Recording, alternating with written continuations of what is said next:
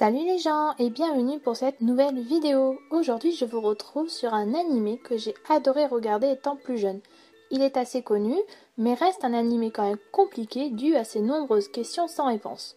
Entrez avec moi dans un monde surprenant et mystique nommé Wolfsfriend.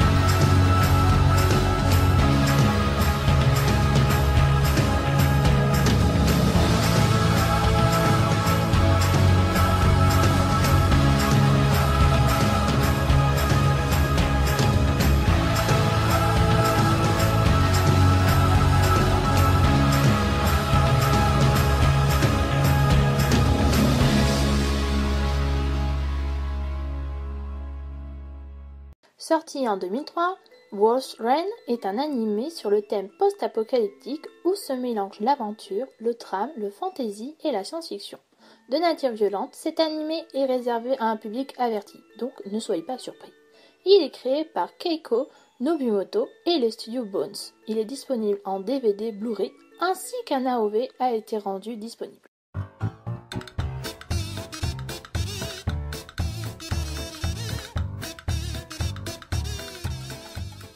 L'histoire se passe dans un monde désolé, recouvert de neige et d'étendues désertiques. La majorité des hommes vivent dans des villes recouvertes de grands dômes pour se protéger du climat extérieur, mais la pauvreté est très présente.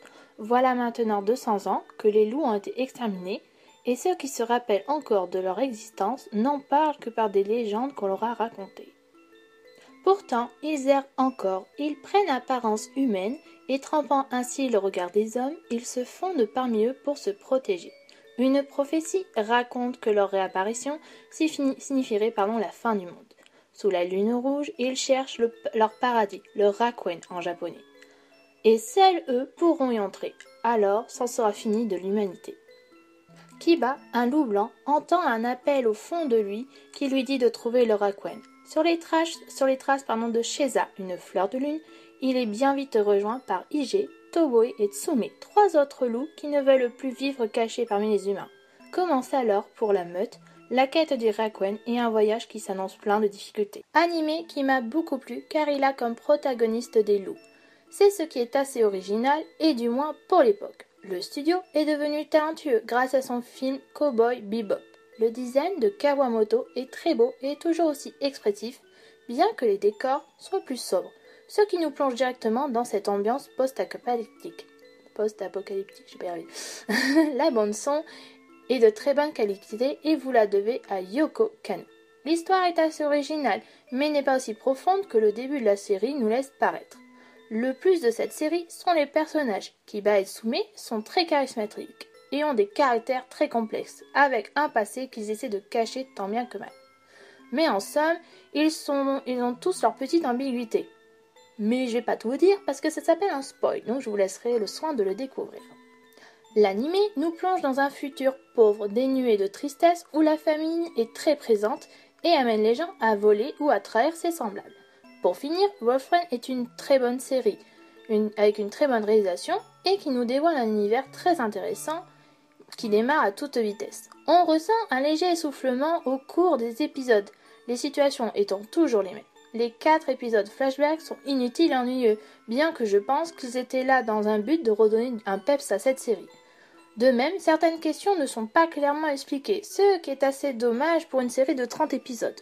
Pour conclure, c'est un très bel animé qu'il faut voir accompagné d'une bande-son originale excellente et à de très bons moments.